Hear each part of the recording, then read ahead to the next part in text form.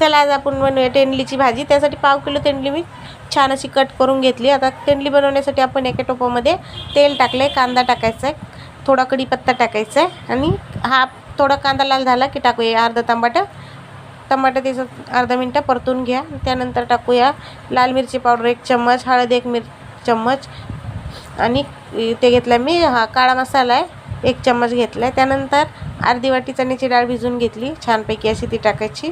त्यानंतर तेंडली टाकूया, चवीप्रमाणे मीठ टाकायचं, थोडीशी कोथिंबीर टाकायची आणि छान मिक्स करून घ्यायचे। त्याच्या आधी याच्यामध्ये आपण टाकूया शेंगदाण्याचं कूट, लसूण आणि शेंगदाण्याचे कूट आहे, शेंगदाणे छान भाजून कूट करून घेतले। मिक्स करून घेतल्यावर एका ताटात पाणी मांडूयात आणि 5 मिनिट आपल्याला स्लो गॅसवर शिजवून घ्यायचे।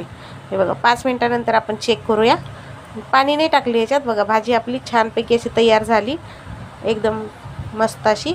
तुम्हाला व्हिडिओ आवडला ना तर लाईक करा, शेअर करा आणि सबस्क्राईब पण